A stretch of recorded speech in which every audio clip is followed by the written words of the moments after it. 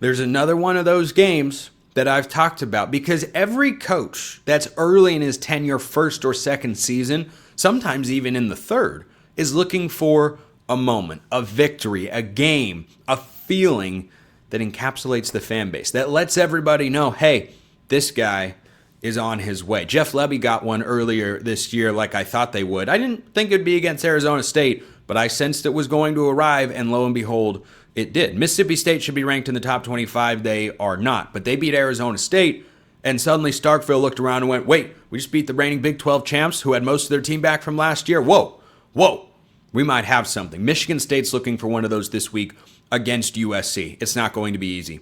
It really isn't. This is going to be one of those games where if Michigan State, who's a 17.5-point underdog, according to our friends at FanDuel, against USC in Los Angeles, if they're going to pull an absolute stunner, and don't hear the point spread and think that Michigan State couldn't win the game. Oh, they absolutely could. I mean, Vanderbilt against Alabama, Kentucky against Ole Miss, South Florida against Florida, just to name a few examples over the years of massive underdogs who have gone on to win the game outright. Michigan State is a team that at its core, when Jonathan Smith is your head coach, they want to run the ball, they want to use play action, and they want to play good defense. Those are the three core tenets of a good Jonathan Smith football team. Well, Aiden Childs has been playing improved football this year. That's the good news for Sparty. Here's the bad news.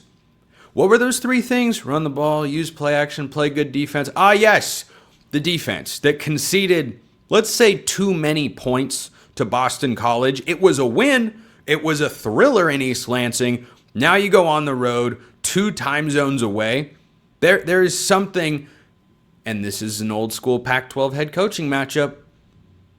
Jonathan Smith, Lincoln Riley, there was a time when they were in the same conference and it wasn't the Big Ten. Here they are. So Jonathan Smith is not seeing Lincoln Riley for the very first time.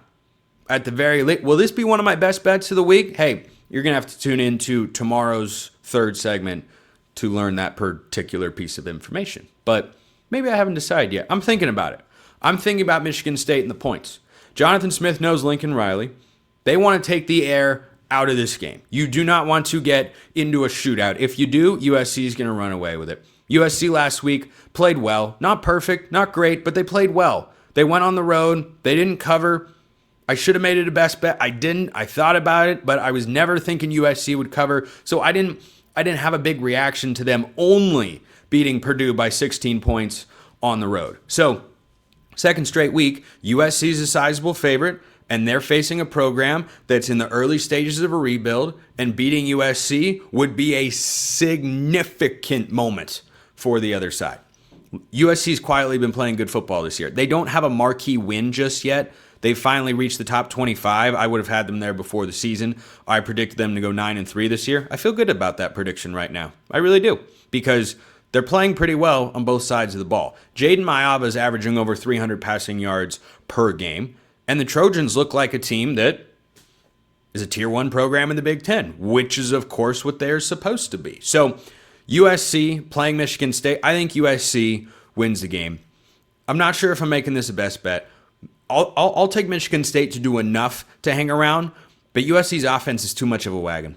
And the problem, and why this probably won't make it in my best bets this week, is that Michigan State's defense is not a unit that I trust on the road 2 time zones away against USC's offense right now. I just don't. This looks like an old school, if that's really a term, Lincoln Riley offense. It wasn't last year, and this season, it looks like a group that has really got a good identity, rhythm, and flow to them. It's early.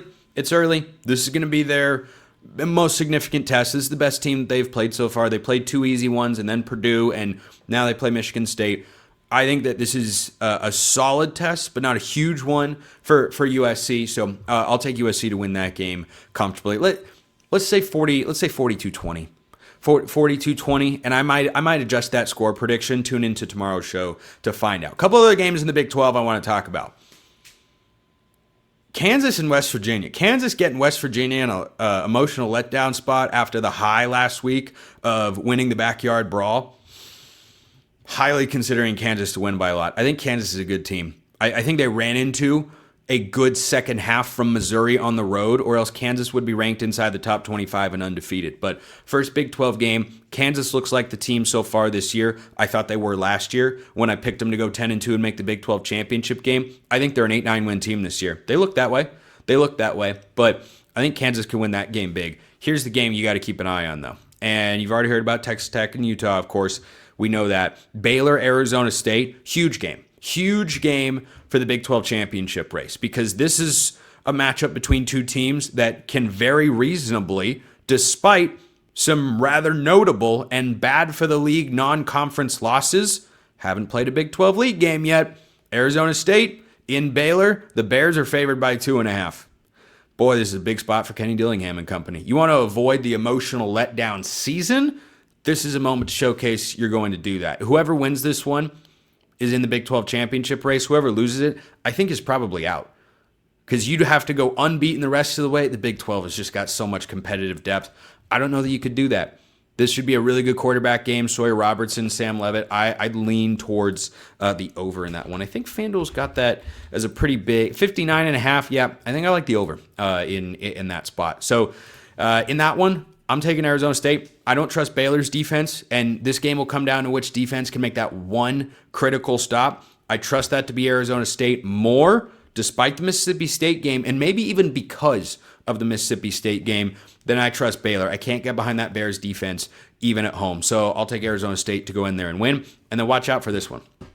Watch out for BYU at East Carolina. This is only a 6.5 point spread in favor of the Cougars, who are a great defensive team and whose offense has been more than sufficient so far. This is the toughest test they have faced to date. They are 2-0. They've played Portland State and Stanford. So how good are they? I don't know. If you look up at the end of the day and they have won this game by 20 to 30 points, we'll have a good idea of just what BYU is capable of. Because East Carolina, respectable Group of 5 opponent, it's a long road trip. And I think that for the Cougars in this spot, you can very easily get tripped up if you are not careful. You better be careful. You have to be careful. And this is one of those games that can't prove, see, we're the best in the Big 12. You can prove, hey, fans who have been scarred by upset losses and defeats that shouldn't have happened too many times, we're past that for this year's team, even though we're starting a freshman quarterback. That's what you can show. Because teams in the regular season that have traveled several time zones away, be it non-conference or in conference, it has not always been pretty. It can get really, really difficult. You're going all the way across the country. Long way to go.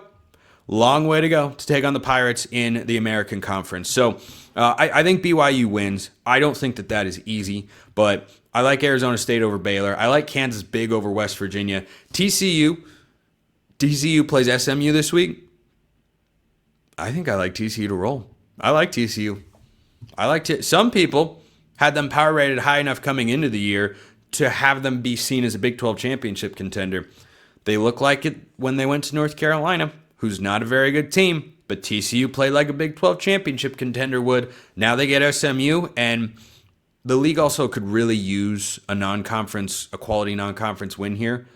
Even if it's even if you're chipping away at an iceberg, even if you've got 5 inches of ice and there's a $20 bill in the middle, yeah, you'd like it to be a $100 bill. You'd like it to be 3 inches of ice, but if you can even knock 1 inch away, you do it. You do it. Make it just a little bit better.